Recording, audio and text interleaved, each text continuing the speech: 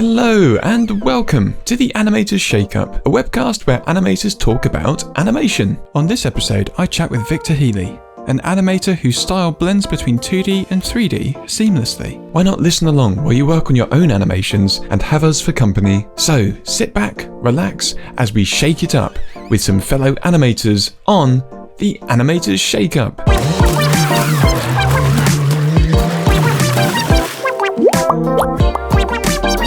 Hello Victor and welcome to the Shake Up Ice Cream Parlour. How are you doing? I'm good, thank you for having me. How are you doing? Welcome. Very, very welcome. I'm good actually. It's been this weird haze of kind of warm, kind of disgustingly humid in the UK. Very unpredictable weather. Raining one minute and then kind of sweltering the next. That's it. You have to go out with a t-shirt and a poncho, no matter what the occasion is going to be, because you just don't know. But yeah, so I'm doing all right. Just sort of sitting here melting, basically. Much like your milkshake there. What have you gone for? I've gone for one that's got peanut in it because I like peanut stuff a lot, and I've found recently. This is going off on a tangent immediately, but it seems like there's less peanut stuff in the world. I wonder if that's because of more people with allergies, but I found it harder to find peanut flavored things, even though it's my favorite. They're taking over. These damn peanut allergy people. I don't mind. I'd rather people survive than me get a little peanut treat, but you know. Yeah, true. But also, how dare they? No, I had a peanut butter milkshake before. That was insane. I think there was like an American diner place in Brighton, and when you at least this is back in the day. I'm not sure if they still do portions as big nowadays, but they always used to make too much, so they would fill your glass, and then they'd have the thing which they mixed it in on the side, which is essentially you have two milkshakes. Yep. And my God, like that combination of like saltiness with the peanutiness and the ice cream. I love it. It's great. So good. It's just unfathomable how it's just such a nice taste. 'Cause I know that was it like salted caramel is coming. Yeah, that's the big thing at the moment. I'm not. Yeah, I don't know. I think it's alright, but I always find it's like kind of a gimmick thing. Yeah, I see what you mean. To be fair, I'm biased because people are going to hate me for this, but like I cannot stand caramel. Yeah, it's just too like I don't like stuff that feels sticky. You know, I don't know. Yeah. I don't know where it came from, but like when it's on my, I think like if you're out and about and you get an ice cream or you get some sort of drink and it down the side it's spilt with some sort of sticky stuff, and then you get it all over your hands and it's like there's nowhere to clean them. Yeah, it's like you're just sticky hands for the day now. No, I used to like caramel more, but I think when you get old you have to give stuff up. You have to give up caramel. That was the one for you. That was it. Yeah. Oh man, but yeah, it was somehow I managed to finish that double portion of that's peanut crazy. butter milkshake before. But yeah, peanut is a good choice. Peanut is a very solid choice. I've gone with the strawberry milkshakes today. Nice. They're always my kind of like when I'm in a supermarket and it's a really hot summer, I would go with just a simple strawberry carton milkshake. There's just something about it. It's like it's kind of summery, a little bit fruity, very milkshakey. Yeah. Do you not think they're a little bit? Sometimes I think with like carton milkshakes, they're kind of oily. Oily. Yeah. Ooh, I haven't noticed that actually. Hopefully you don't think about the next time you have one. No. I'm suddenly going to be like, is this oil? I can start using it in my pans. Yeah. There was No, I feel like you it's either hit or miss with a lot of the carton milkshakes though. So maybe I've just been really lucky with the ones I've had. I think there's sometimes when they're like really sweet and it's just a bit sickly sometimes. But often like the real cheap ones, the ones which are like the store made. Yeah. I don't know. They're just kind of like own brand, light, and I quite like them. Yeah. What was the other one in terms of store brand milkshake? Was I'm not sure if you tried them. Like Oatly's version, that the oat milkshakes. Yeah, theirs are really nice. There's a nice sort of tang to them. Yeah, tang. Blimey, tang. Yeah, well, like I don't know. It's like tang. Like there's like it's like when you drink. Like I like the flavour of oat milk. Yeah, me And too. there's like a little extra thing to it. Yeah. And Yeah, I'm okay, calling yeah. that a tang. Like the most British subtle tang Yeah. in That's existence. true, yeah. It's a very sort of like, what's got a wooden tang to it. Yeah. Yeah. Wood spice. Yeah. Oh man, I love this. This is like the most like in-depth talk we've had on milkshakes Oh, yet, good. and I'm all for it. This is what we're here Bring for. the Animation analysis. second. Yeah. Let's break down a full critical analysis of milkshakes. I love it. But yeah, I mean, tell us a bit about you. Like what I mean. I've obviously seen a lot of your stuff. I've seen some of your work in film festivals. I've seen your little short, funny animated pieces online. There's so much range to it, but is there a way that you could like sort of summarize it to any kind of listeners out there who haven't seen what you do? I suppose the best way to put it is just, I like making little funny, kind of flat color, no outline little films, which range a lot in length, I guess. I think a lot of the time I do stuff that's like 20 seconds long, but then one of my films was 8 minutes long, which was, maybe too much work for me at the time, but it was a lot of fun making something that big. So yeah, I don't know. I do festival stuff, which I still try to keep fun and lighthearted. I do think maybe this is something we'll go into a bit later, but with a lot of film festival stuff, I feel like only serious things get awarded, and like comedy stuff never really gets recognition to the same degree. So I always try to make things that are either purely funny, or even if they're serious, have quite a lot of funny stuff in them. Yeah, that is a really good point. Yeah. I mean, this is like the thing which which frustrates me about a lot of when I go to festivals is like where is the comedy? Because I am so for it. To be honest with you, I think that comedy is the most important aspect of any sort of narrative. Yeah. You don't need it in everything, but like if you've got it in just the right amount at least, then it makes it so much better. Definitely. I'm not saying that there shouldn't be serious stuff either. I just think it's you need a good balance, don't you? Yeah, that's right. But there isn't that. I feel, and you're absolutely right. There's this. I think it's easier to be like, oh wow, that the emotions in that. Like I was crying, I was screaming, I was squirming, and like, oh, it must have taken so much skill to do that. Whereas, like I think you're right. Like the level of complexity in the writing of comedy. Yeah. I don't think people quite realise No, it. They're just I do think wow, that was funny. But why? I don't know. I do find that serious stuff can be, I don't know about easier. It's just different, I guess, because if you're drawing from a difficult experience, this is getting like heavy immediately. But I love it. But like if you're drawing from personal experience, that can be really tough to revisit stuff that's happened to you, or if you're telling someone else's story, that might be it might be difficult for you to think about it on a day-to-day basis. I know that there's been work that I wouldn't be able to handle, basically just because it's like I don't want to think about this every day and have to draw stuff relating to this all the time. But I do think maybe it's more straightforward to do serious stuff. You've got a very clear direction, and it's, I don't know, people often respond in a similar way to serious stuff, whereas comedy is so subjective. It's difficult, and it's kind of unnerving to do comedy stuff because it's not going to hit with everyone.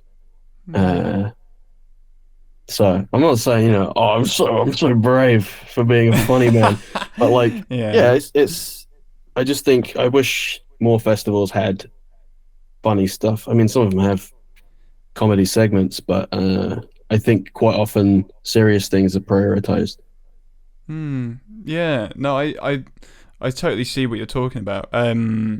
Because I sort of do this sort of mini private festival where I just put on like a little mini thing for my friends where I find loads of really good films on YouTube, and we'll just watch them through. And to me, I mean, because I went through a phase because I've been making films for essentially 20 years, over 20 years now, and Really?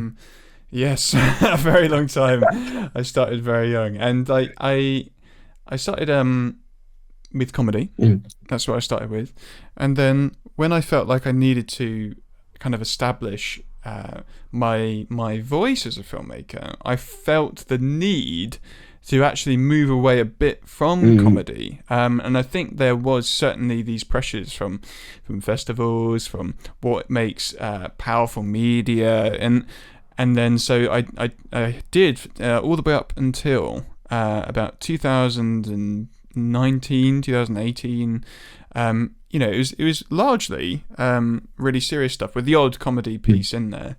Um, but since then, since my first feature, I was just like, I just want to make some really fun stuff. Stuff that doesn't fall into that Yeah. category of another serious film, because yeah, they get selected to festivals, but blimey, I think this is very similar to what you Yeah. were Yeah. saying. Yeah. Like you want to mix it up. You want to give them something else, and I Yeah. think that is so It starts to important. weigh on you as well. I think if you only do very serious stuff, then Mm, that's all your. Well, I mean, I'm sure a lot of people don't make this kind of thing their entire life, so they have time off from it. But with animating, you spend so long making something, and if you do serious things in a row, like several in a row, then it starts to become kind of difficult, and it's all you're thinking about, and you don't get a mm, break from it. Then yeah, yeah, that's really important. Yeah, I suppose because it's only quite a recent change I've made to animation, so mm, it's like you do it a lot quicker with live action films. So yeah, yeah, it's a really good point actually about mm, this stuff sort of sticking with you. I mean, with your pieces, because mm. like even like your short internet content, like I say content, I'm gonna call them wonderful animations. I call it It's content too. It's fine. yeah, I I'm a mean, it is what content it is. farm. It's just a broad term for it Yeah, all. yeah, But the media that you produce, like it's quite regular. At least it has been like since I've sort of been noticing in the yeah, past sort of like couple of months. It's like the turnaround is really impressive. Like not just for the actual animation being made, but like mm, the writing of like, oh, this is funny. yeah, I'm gonna do this. I'm gonna get my voice actors in. I'm gonna da da da da, and I'm gonna make it and yeah. upload it, composite it. Like, how do you do that? Well, Like you that say because that voice kind of actors. pace. It's Yeah. it's just me. Yes, I Basically, love I'll it. go a little bit into my process. I guess it's interesting enough.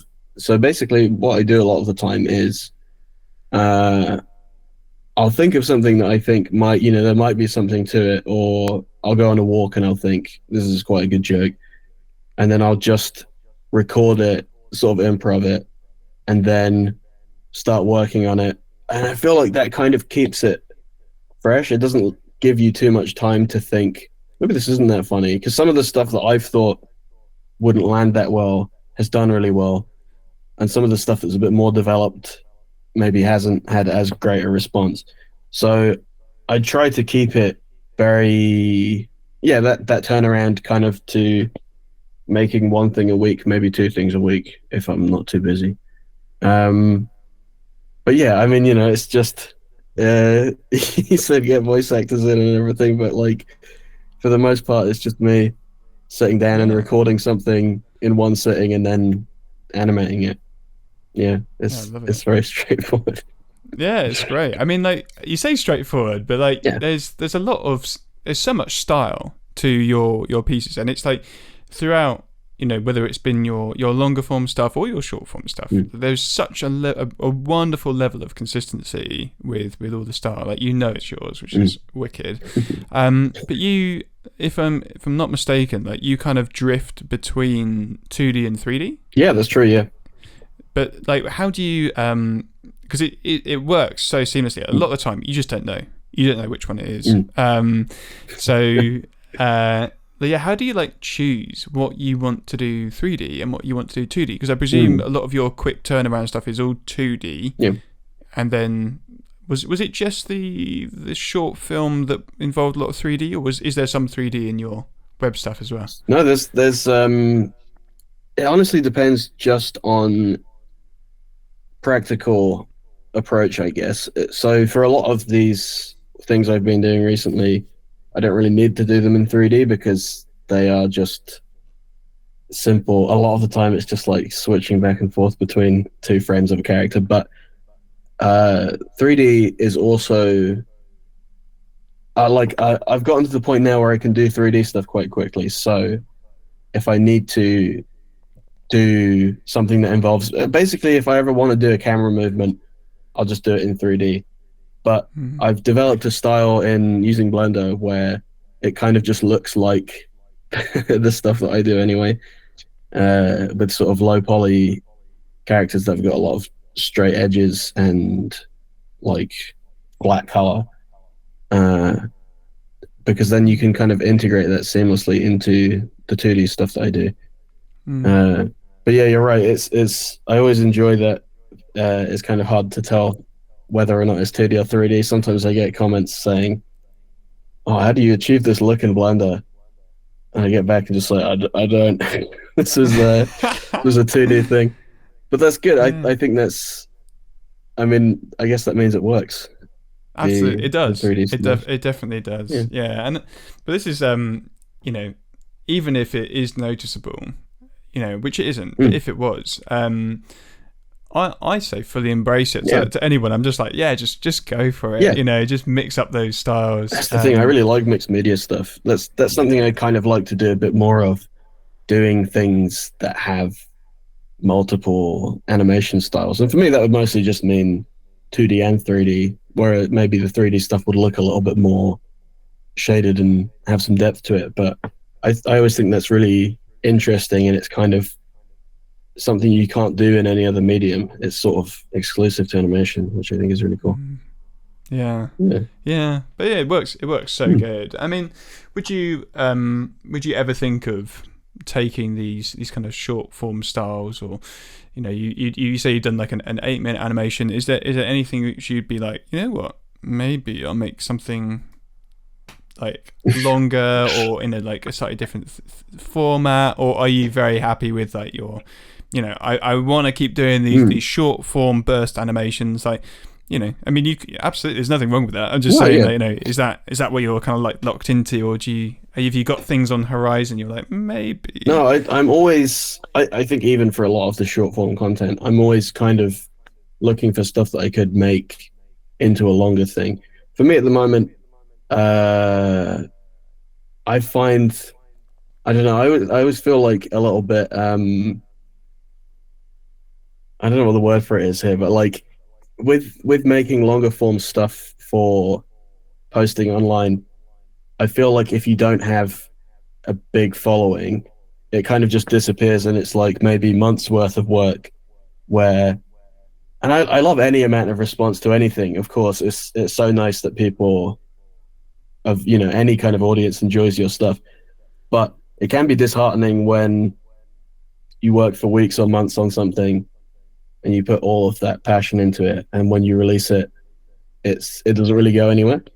So at the moment, I'm kind of focusing more on the short form stuff, because if it flops, then it's like, I was only working on that for a week. Who cares? And secretly, like, Yeah. damn it, it took so long. But you do want to. I guess it's about prioritizing that kind of short form stuff. But I'm always pitching things to various companies and bodies to see if I can get something a bit more long format. I really like longer narrative things and the opportunity to sort of explore things in a bit more detail, which you can't always do with shorter stuff, or you can, but then it's spread across different things. So, but yeah. Yeah, nice. Yeah, you've sort of found your kind of pace, I suppose, where you don't have to sink too much into one thing. It's kind of like all your eggs in one basket kind of thing, but not not doing that, keeping it all spread out. I guess it's like dedication as well. Like if you're doing something that is short format, you don't have to stick to it for that long. And if you decide afterwards, I didn't really enjoy doing that, then you can just forget it ever happened. Whereas a longer format thing, I've known people who work on a project and kind of get quite a long way with it, and then decide they're not enjoying it, and it's like, I don't know, it's difficult, isn't it? You really have to Mm. choose what you want to make longer. Mm. Yeah, I think that is probably the one of the main things that I think scares a lot of people away from doing something longer. I think you're absolutely right. It's like, Yeah. you know, am I going to be able to stick with this? I think that is such an important question, especially for independent animators. It's like, yeah, it's just going to be a long road. Yeah. Yeah, something which I've been figuring out with, well, I say figuring out, I kind of knew, but with the second feature I'm doing, I've talked about it a couple of times on this, but When you say feature, yeah, how long are you talking? 1 hour and a half. Really? What, Yeah. live action or? It is 60% animated, Oh man, 40% live action. you're crazy. Yeah, and I love it. But it's the thing. I've been If coming you back love to it, it's great. Yeah, it's weird because it's like one of those projects that every time I come back to it, Mm. I cannot wait to come back to it. Yeah. You know, so yeah, luckily I haven't hit that wall of being like, oh, this again. It's just all really nice. Yeah. But that's the thing. It's like when you find that project, Yeah. you're like, yeah, okay, I can keep coming back to this for 7 years, which is what it's looking like for my thing, and still be happy doing it. And that is the sweet spot. But I Yeah. suppose it's kind of like, you know, you've got to think about what questions you need to ask yourself to find that project, so that you don't burn out, you don't get sick of it. Yeah. Yeah, lots to think about, really. But yeah, I mean, sort of going back to your little your shorter pieces. You mentioned to me before as well that you also do sort of character design workshops and things like that. How do you sort of start a character design? Because, like, for example, recently you've done a load of posts with a wonderful wizard character, and there's such a manic energy. Do you just look at one frame of this wizard and you're like, yep, they're bonkers? Yep. Like, how do you like start on that? Like, do you have any like typical things that you go to when you're thinking about doing a character design? Not especially. I mean, it really depends what it's for as well, I suppose. For these short things that I've been doing recently, a lot of them are, I don't know if stereotypical is the right word, but they're sort of like the first thing I imagine when I think of a wizard or an alien or whatever. It's just kind of very straightforward, which I think works well for the kind of appeal of it too, I suppose. Like, you can look at it and you know that character's a wizard because that's what they look like. I suppose it's what you'd expect to see from a wizard, or the first thing you'd imagine. I always think of wizards with the conical hat without a brim. I really like the moons and the stars, like yellow moons and stars on a wizard robe, but I haven't had that on this character just because it would be a pain to animate. And I like the simplicity, I guess.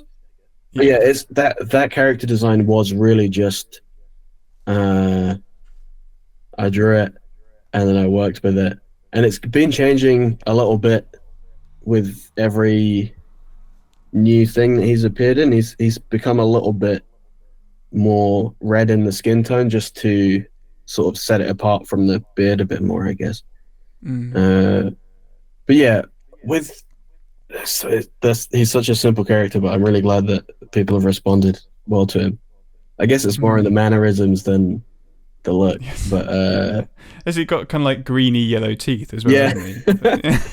It's just really kind of like, really funny, oh, you don't brush those. He's just got disgusting teeth. I've been tempted to do more of the sort of like Ren and Stimpy, SpongeBob, like super close-up detail frames. I did one of those in the very first one. Got a virus. Yeah. But I don't really want to. I don't know. I suppose that's been done in a few things, and I don't want to just have it always be that. Although that is something I might go back to at some point because it's funny.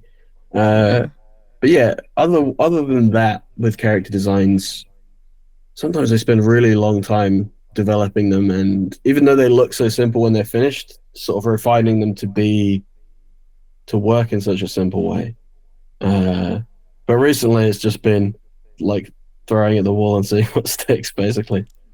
Yeah, Yeah. that's it. It's got to do like a shotgun approach and Mm. just, yeah, as you say, just see what's Yeah. working, what's resonating with people, and go from there. But yeah, no, they're really fun, and the colors you choose as well, like they're so. Mm. I forgot the term for it, but it's like essentially where you have your color wheel and you just sort of go to like Yeah. every kind of like part, Well, which yeah, I works try really to well. keep a kind of not a super consistent palette, but I think there's a couple of colors that I really like working with. Yeah. In particular, that sort of bright, sort of pinkish tinged red. I really like just putting in everything, and then Yes. bright yellow. Those are my go-tos. Yeah. Yeah. No, they're so fun. It's like it just gives everything such a nice and wonderfully chaotic energy. It's really good. But Yeah. yeah, what was the? I'm trying to think now. The short film I watched. It was of a Mm. tadpole sort of frog, Yeah. sort of in between a tadpole and a frog. Yeah. Um, and yeah, that was 8 minutes. That one, wasn't it? I think. Yeah, I'm that's trying. the one I was talking about before when I said so that was my grad film when I finished my character design character animation master's degree last year, and on the course they recommended that we make a film between 2 and 3 minutes long, I think. So I went a little bit overboard by Yes. like or kind of triple what they suggested, but I don't know. It's a passion project, I guess. So it Mm. was something that I had. I don't know. I was about to say I had quite a strong idea of the direction of it, but actually it changed a lot during the production of it. This is exclusive behind the scenes content here, but like it was originally going to be more. I don't know, not more mean spirited, but kind of like the original idea was that frogs and tadpoles were kind of like wolves, and there were big frogs in the woods that were like very aggressive and wolf-like, and it was going to be more about the idea of uh, taking something from where it belongs. So taking the tadpole away from the woods, where it's part of Mm. this sort of wolf society, and then I can't remember if it was supposed to like my original intention was it was going to be like aggressive or rabid, and it's like, oh, we have to take it back to the woods because it doesn't belong in our world. But it Yeah. eventually became more about uh, letting go. I guess it's kind of about dealing with grief. So it's Mm. Yeah. all of that stuff I said earlier about film's too serious. Only serious stuff gets into festivals. And then my most recent festival one was like, uh, what if you had to let go of your tadpole? But yeah, so it's just kind of about moving on and growing up, I guess, through Yeah. a sort of weird lens of owning a tadpole. It's about growing up and having to let go of your pets, I guess, which is Mm. something I don't think I've seen done in other stuff very much. I'm sure there's been lots of stuff on that topic, but Mm. it's it seemed like kind of an underdeveloped area of interest to me. Yeah. Yeah. Yeah. No, it's great. I mean, this is the thing. It's like when you do want to cover these um these complex Mm. situations and emotions, I feel, and this is something which I feel very passionate about, is that if you have a whimsical or a comedic aspect to it, like the audience, they become vulnerable to Yeah. what you can then install, and it's like it's so powerful. For any kind of animators out there, and if you want to make something that is emotive, that does can cut into people and get them really thinking Mm. about stuff. If you have that layer of comedy in there, people are going to be more susceptible to when there suddenly Yeah. isn't comedy, and Mm. because you almost give them that comparison. You say, right, there's the funny. Okay, now that you've experienced that, now you're engaged with these characters, we're going to flip that on its head. Yeah. um and explore the loss of a tadpole pet. Very sad. Yeah, for someone whose favorite I mean, animal is a frog, I get it 1 for 1. that's the other thing, isn't it? It's, frogs are super in with the kids these days, so it was a great Yeah, thing to go with. But yeah, I absolutely. think you're totally right with that. That whenever people talk about films that made them cry, or like especially animated stuff that made them cry, they often talk about Pixar things, which always have that element of they're fun and wacky characters, but then using them to explore human emotion, even though quite often they aren't people. Mm, Uh, it then makes it hit so much harder, I think, than mm, if something's unrelentingly sad from the get go. It's like, I don't know, not that it washes over you, but yeah, I think what you said about vulnerability is spot on. That idea that you maybe you don't expect it, or you're not thinking it's going to go to such a raw place, and then it does. It catches you off guard.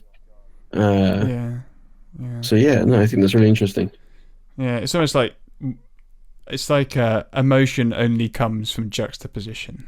Mm, yeah, From experiencing one thing and then having that taken away and replaced with something else, whether it is yeah, then funny or is then sad. It's like when you've got something to compare it to, I feel like yes, then it is when it installs itself in an yeah, audience. definitely, definitely. Yeah, Something I but yeah, often so yeah, say about often about like TV series stuff, I think, is that why why should you care about a character having a bad time or being sad if you haven't had any fun time with them?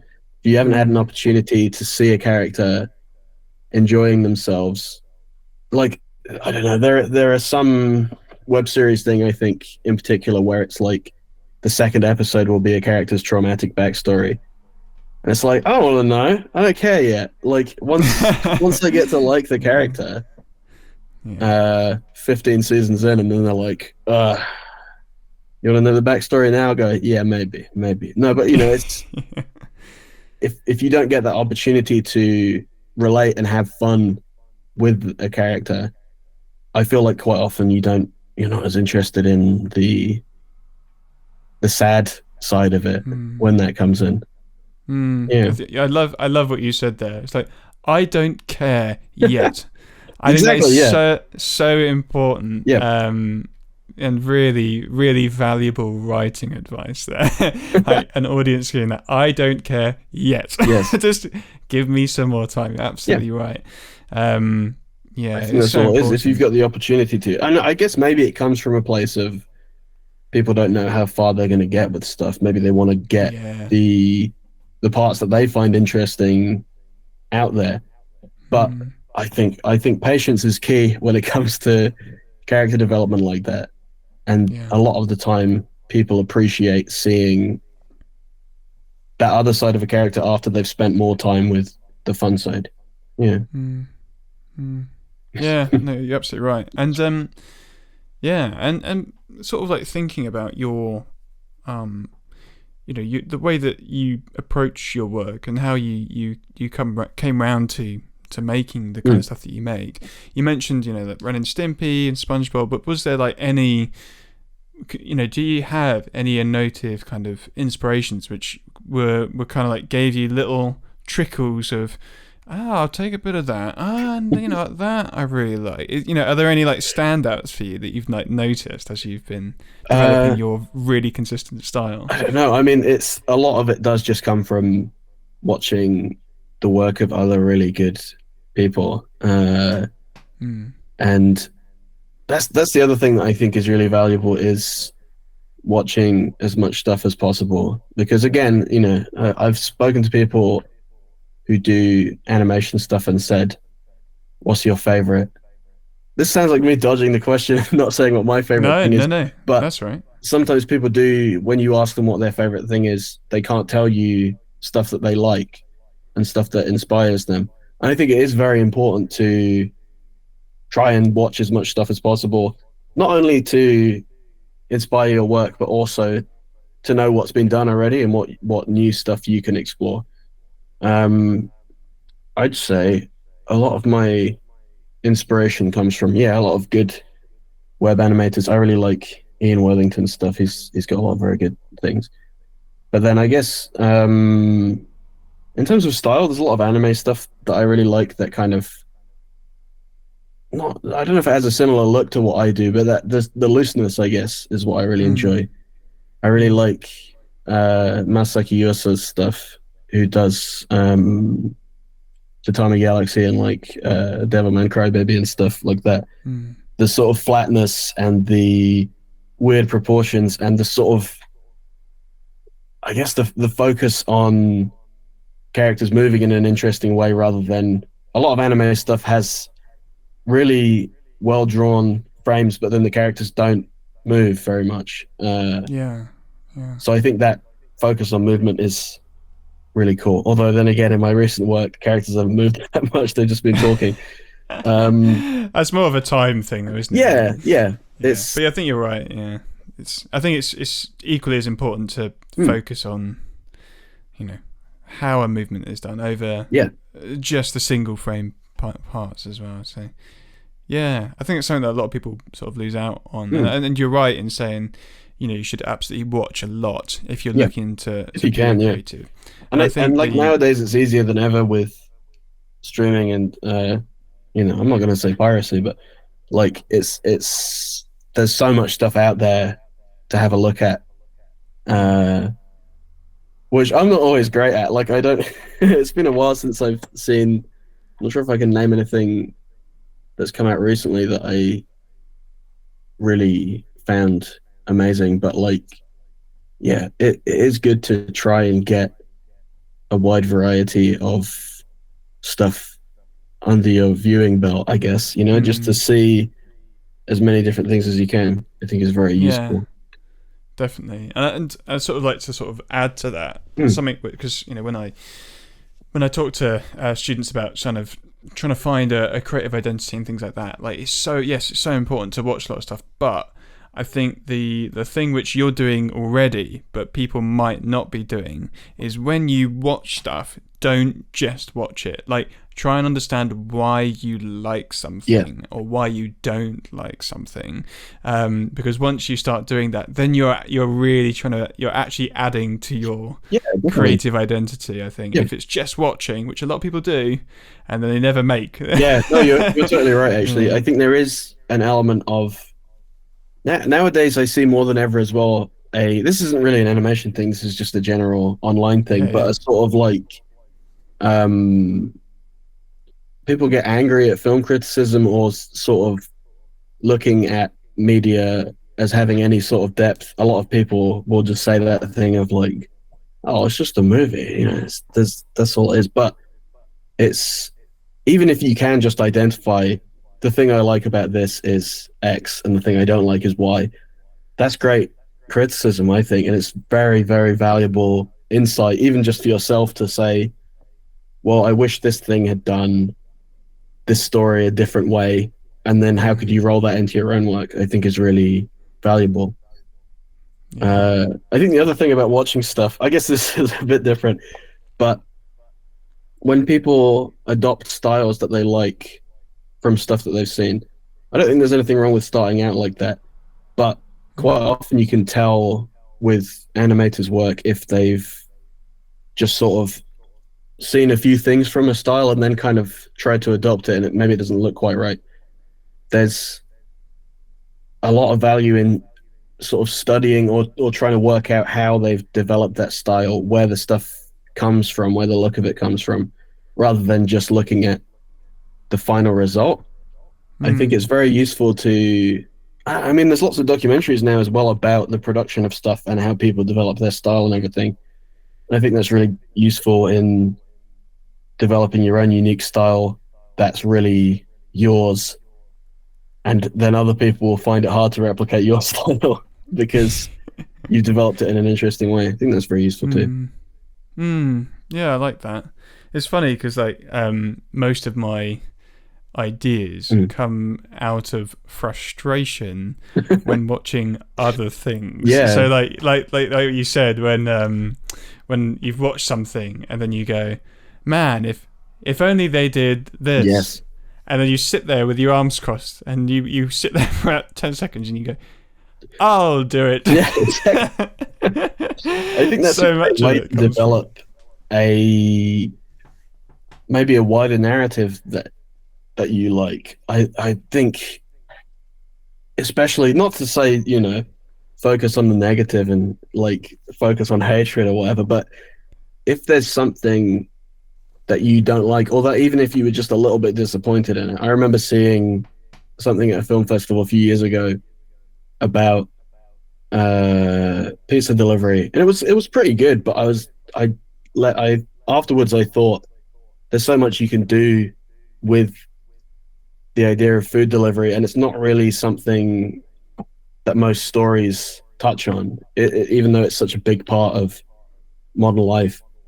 Uh, but I think that's something that's really good about even watching stuff that you might not like, or you might think that it's not for you. I think is very useful, because you might be surprised, or you might learn something from it. Just going, oh well, that's not for me because this thing didn't work. And then how could you use that in your work as well? I think is Yeah. valuable. Yeah, I love that. I think that is one of the best pieces of advice for like coming up with your own ideas is watch something that pisses you off. Yeah, So that you know what you want to make. exactly. Make it Or even the stir you up. response to stuff like, I can't think of the last instance of this that I saw online, but when something's like divisive online, and the response to that can be really useful too, of thinking, how could you make something that's, I'm being too vague with this. Basically what I'll say is, when Star Wars Episode 8 came out and everyone was real mad about it, or like half of the people really hated it. I like that one, but I thought that was interesting, then thinking, well, what could you do what new thing could you develop that people would enjoy without having sort of expectations, I guess. Something so completely different to that doesn't have that kind of, I don't know, I guess that's the difficulty with modern interpretations of things as well, is that people already like the old thing, and a lot of people hate change. So if you can think of something that is not entirely unique, because that's really difficult, but something that's maybe a completely new spin on something that might get everyone on board, that's worth, trying out too. Yeah.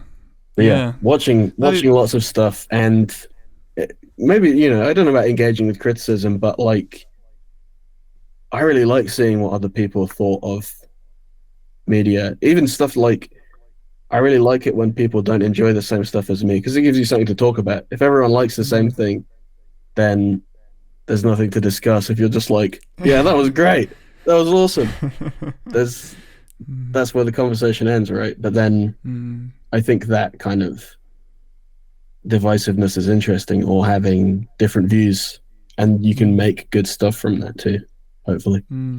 Yeah, no, love it. Yeah. Really love it. Brilliant. I mean, this sort of brings us to kind of like roundup questions. Yeah. Because we talk about some really interesting stuff here, including the intricacies of salty milkshakes, which was wonderful. But Let's say it like that. That sounds bad. The peanut milkshake, please. Peanut milkshake. Salted caramel / peanut milkshake. Yeah, that's fine. Yeah. Any advice that you'd give a younger you if you were to like look back? That's always a good one, isn't it? Yeah. Often quite useful as well for those thinking about getting into stuff. I think recently something that I've said to the current me is to worry about what people think a little bit less. That comes off as like, man, I don't care what anybody thinks, but more like, it's great to make stuff that you enjoy, and there'll always be other people who enjoy it, but be less not protective, but less kind of careful about your work as well. I think it's great to just make stuff, and even if it's imperfect and not unfinished, but like if it's not super polished, that's still well worth sharing with people. I think that's something I wish I'd come to a conclusion of earlier. I guess is it's well worth making things and short format stuff and funny stuff like that, where even if you aren't that confident in it, you just make another one pretty soon, rather than putting all of your eggs in one basket. I guess that's the best way of summarizing it. Have a few different baskets is good.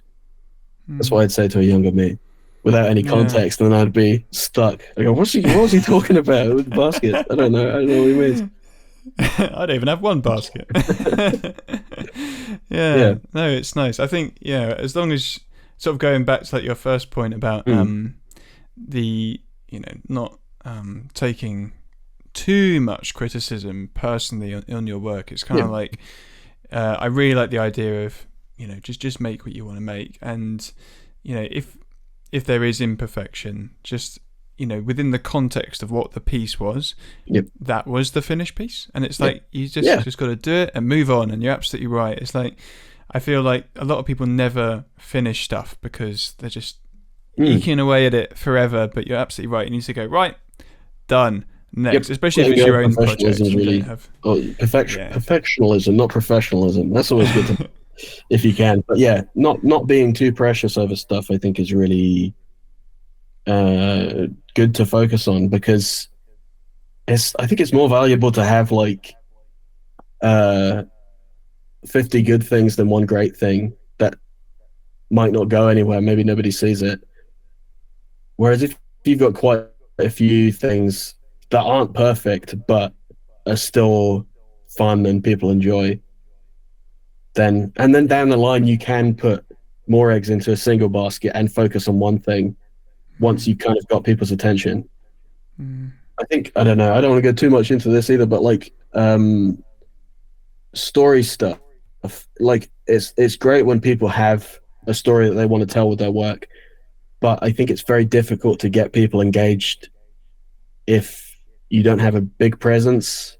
It sounds kind of mean-spirited, I guess, but people will, once you've built an audience by doing smaller, more accessible stuff, then people will be more on board to see your original stuff, maybe your longer format things. So I think that's useful too, hopefully. Yeah. It's sort of like playing to what the format of gathering audiences is nowadays, isn't it? It's like that's what you're essentially sort of talking around. It's like what is your distribution to get people to see your work, and it's sort of playing to that and the strengths of that format, I suppose. And in your case, it's like make lots of little things, get people in, get your viewers, and then you can be like, right, drop this bombshell of once they're trapped in the web, then you can start doing story stuff. Amazing. No, it's great. I think very useful advice, especially for today's formats, for sure. I mean, is there anything which you have planned next which you might be willing to share with us? Anything you might want to promote? No, I mean, other than just what I've been doing on my Instagram, really, I'm just planning on making more of that kind of stuff. I think that's really valuable as well, to take that time to do stuff that you want to do, even if you've got client things going on at the same time, or if you're working towards bigger stuff. Basically, I'm developing pitches for some of my work too, which I've been doing for ages anyway, but like just trying to get something with a studio or with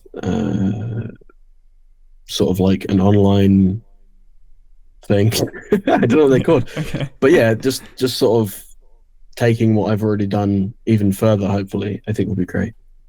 But nothing super defined going on. I'm not even sure what my next little short thing is going to be. Maybe another alien one, because I always like doing this. Love it. I just showed my partner the alien one, and they loved it. So that's probably the right way to go. But that's it. It's quite nice just sort of not knowing, and you can just sort of just dabble around. Just those funny ideas come, and suddenly you're like, oh, yep. It's great to not be locked into something as well. I think to just think. Yes. I don't know, just think, oh, this is quite funny. What if I did that as a little animation? And then if it doesn't work, then you could just go, all right, well, it's fine, whatever. I'll just do something else, I guess. You know, Yeah. it's good to have that openness, I Yeah. think. Yeah. Yeah. Yeah, no, that's good. And that's a nice way to sort of be. And if people want to see your wonderfully funny short animations, even your longer ones as well, where can they find you to see your work? So most of my stuff I post on Instagram and TikTok, and on both of those, it's mighty__ Victor. Because I guess somebody had the one with one underscore, which is annoying. One day I'll take it from them. But I need to post more stuff on YouTube as well, actually. But yeah, for the most part, Instagram and TikTok, that's where you can see my new things and some of my old stuff as well. Excellent. Yeah. I think that's Wonderful. Oh, that's great. Yeah, hopefully, everyone will go check you out there, and Yeah, they of course. should. It's great stuff. But yeah, thanks so much for joining me No worries. Thanks for having me. in this parlor. Yeah, it's very I nice. hope you It's very enjoyed your. open and a lot of nice glassy windows. With scary Yeah. careening ice cream truck every so often. Oh, It's don't worry very about cool. that. I like it. I like it. It's nice. Yeah, not sure who drives that. Oh well. Remote control maybe. But yeah, thanks for joining us, Victor. Thanks so much for And having me. I hope you enjoyed your milkshake, and hopefully catch you again soon. Yeah. That'd be great. Great. Thanks so much. Bye, everyone.